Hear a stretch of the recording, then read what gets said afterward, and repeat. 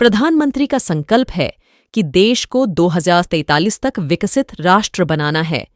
2043 तक अमृतकाल के दौरान माननीय केंद्रीय सहकारिता मंत्री श्री अमित शाह जी का लक्ष्य है कि कृषि के क्षेत्र में कोऑपरेटिव का योगदान 50% होना चाहिए और डिपॉजिट 25% तक होना चाहिए।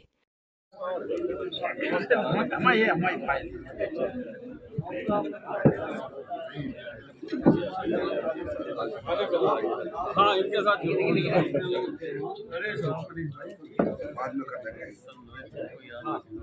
क्या उसका मतलब इसका उद्देश्य क्या है?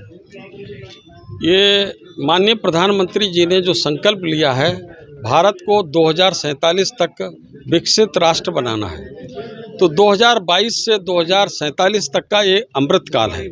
इस अमृत काल में जो माननीय सहकारिता मंत्री अमित शाह जी ने लक्ष्य लिया है कि हमारा एग्रीकल्चर के क्षेत्र में कोऑपरेटिव का योगदान 50% होना चाहिए और बाकी डिपॉजिट 25% तक होना चाहिए। तो इस तरीके के लक्ष्य को लेकर आज यहाँ पर चर्चा हुई, किस तरीके से नई टेक्नोलॉजी को उपयोग करके और नए नए इनोवेशन करके और जो आवश्यकताएं हमारे ग्रामीण किसानों की हैं, उनके आवश्यकता के अनुसार हम प्रोडक्ट डिज़ाइन करें और ताकि उनको समय पर और सही तरीके से लोन मिल सके और आगे आने वाले समय में कोऑपरेटिव के बैंक्स को अच्छी भूमिका, अग्रणी भूमिका और गांव के अंतिम व्यक्ति तक, जैसा कि माननीय मुख्यमंत्री योगी आदित्यनाथ जी कहते हैं, गांव के अंतिम व्यक्ति तक बैंकिंग की सुविधाओं को पहुंचाना चाहिए।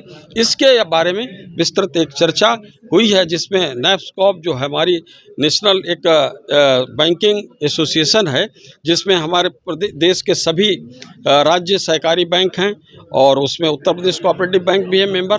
अभी उन्होंने दिसंबर में निर्णय करके सभी देश के जिला सहकारी बैंकों को भी उसका सदस्य बनाने का निर्णय लिया है। और खास करके जो if you see the requirement rural area में हमारा हाउसिंग कंस्ट्रक्शन कम है। मेट्रोपोलिस में तो बड़े बड़े कॉन्ट्रैक्टर आके करके बेचते हैं, लेकिन छोटे शहर में, बी टाउन में, विलेजेस में, इसमें हमारा फाइनेंसिंग का जरूरत है। लोग बनाना चाहते हैं रूरल हाउसिंग और गवर्नमेंट का भी स्कीम चल रहा है, लेकिन रिक्वायरमेंट इतना ज्यादा है कि प्राइवेट फंडिंग का चाहिए। बैंक के लिए ये बहुत बड़ा बिजनेस हो सकता है। Retail, all public sector, private bank, small bank, retail business से बहुत फायदा कर रहे हैं। अभी रिटेल का growth has outpaced the growth of other sectors, इसीलिए वो रिस्क वेटेज बढ़ा दिया आरबीआई ने रिटेल फाइनेंसिंग के लिए। लेकिन I am sad to say that हमारा जो कोऑपरेटिव, रूरल कोऑपरेटिव बैंक्स है, रिटेल फाइनेंसिंग, कंज्यूमर फाइनेंसिंग, ये सब नहीं कर रहे हैं, क्योंकि हमने टेक्नोलॉजी को अभी तक अपनाया नहीं है। आपको क्रेडिट कार्ड बिजनेस करना है, आपको इंश्योरेंस बिजनेस करना है, आपको क्रॉस सेलिंग करना, इंटरनेट बैंकिंग, ये सब बहुत जरूरी है। और हमारा जो दिक्कतें हैं, स्टैट्यूटरी रिक्वायरमेंट हम लोग फुलफिल नहीं कर पा रहे हैं, उसको अप्लाई करके रिटेल सेगमेंट को ओपन कीजिए और इसमें बहुत बड़ा बिजनेस होगा।